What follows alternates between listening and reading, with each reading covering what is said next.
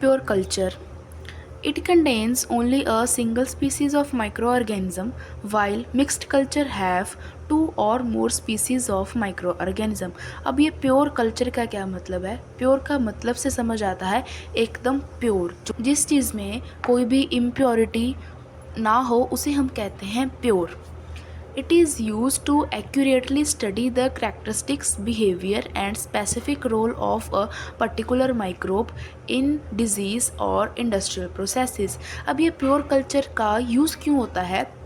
हम pure culture इसीलिए बनाते हैं ताकि हम एक पर्टिकुलर माइक्रो ऑर्गेनिज़म, जैसे कि अगर हमने ये हमारा कोई एक बैक्टीरिया है, इसका प्योर कल्चर बनाया, तो इसका हमने क्यों ज़रूरत पड़ी कि हम प्योर कल्चर बनाएं? इसीलिए ताकि हम इसके फुल करैक्टरिस्टिक्स, इसका क्या बिहेवियर है और इसका हमारे इंडस्ट्रियल या फिर डिजीज़ में क्या रोल हो सकता है, वो चेक करने के लिए हम इसको आइसोलेट करते हैं और प्योर कल्चर बनाते हैं। It is derived from the mixed plate या mixed culture by following isolation methods like streak plate dilution, serial dilution methods.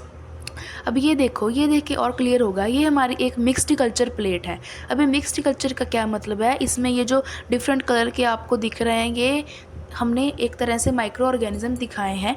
मतलब कि एक वो प्लेट है जिसके अंदर एक से ज़्यादा स्पीसीज़ है माइक्रो ऑर्गेनिज्म की, और उसी से हमने ये जो स्ट्रिक प्लेट या फिर सीरियल डाइल्यूशन की मेथड्स फॉलो करके हमने 3 प्लेट्स और बना ली। मतलब जितनी इंडिविजुअल्स इसमें थे, जैसे एक ये था, एक ये था और एक ये था, अब इन सबको सेपरेटली 3 अलग अलग प्लेट्स पे ग्रो कर लिया है। इन तीनों को अलग अलग कल्चर कर लिया है।